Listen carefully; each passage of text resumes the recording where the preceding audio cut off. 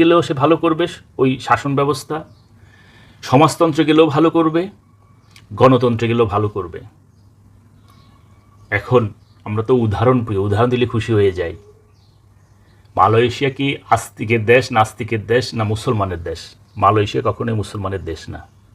সেখানে যুগের পর যুগ মাহাথির মোহাম্মদ ক্ষমতায় ছিলেন। মুসলমানরা ক্ষমতায় কেন? মিথ্যা কথা বললে ওদের রাখতো ক্ষমতায়? মালয়েশিয়ার মতো একটা দেশে থাকতে পারতো? অসৎ হলে ওইখানে থাকতে পারতো? চোর বাটপার হলে ওইখানে থাকতে পারতো? ঘুষখোর হলে ওই মুসলমান ওইখানে ক্ষমতা থাকতে পারতো? সিঙ্গাপুরে একজন ভদ্র মহিলা মুসলমান ছিল, উনি থাকতে পারতো সৎ না হলে? এটাই হলো ইসলামের রাজনীতি। কারণ ভিতরে তার ঢুকেছে আমি মিথ্যা কথা বলবো না, আমি সৎ থাকবো, আমি চুরি করবো না, ঘুষ খাবো না। এখানে ইসলাম আগে ব্যক্তির উপর অ্যাপ্লাই হয়ে যায়। ওই ব্যক্তিটা যেই রাজনীতি করবে সেটাই হলো ইসলামের রাজনীতি। আর এখন মসজিদে কি করছে? মসজিদে ঢুকে ওইখানে বসে বসে মাতব্বরি করবে।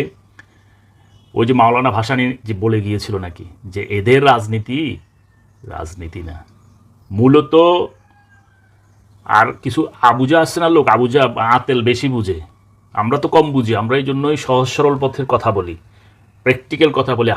হাত ভেঙে গেছে, অর্থোপেডিকের কাছে দৌড়াই। হার্টের সমস্যা হচ্ছে, কার্ডিওলজিস্ট যেখানে আছে ওইখানে যাব। ঠিক আছে, আমরা এগুলা বুঝবো সাধারণ। এখন আমি কার্ডিওলজিস্টে না বুঝো ওইখানে ভিতরে ঢুকে, এটা আমার তো দরকার নেই। কারণ আমি তো এখন শত চেষ্টা করেও কার্ডিওলজিস্টের জ্ঞান অর্জন করে কিছু করতে পারবো না।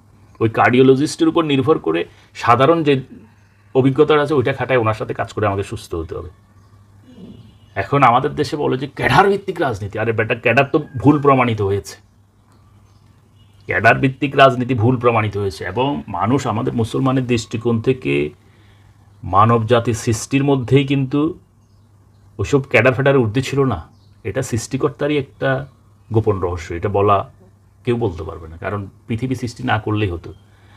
মানুষ তো ক্যাডার বলেন এই বলে কি সুখের জন্যে, সেই সুখের স্বর্গ থেকে আমরা আসছি মরতে, পৃথিবীতে চলে আসছি ত্যাগ করে এই মানুষেরই ভুলের জন্য। তাহলে ভুল থাকবেই, কোনো ক্যাডার ফেডার দিয়ে লাজ নেই। আর ক্যাডার চলে না।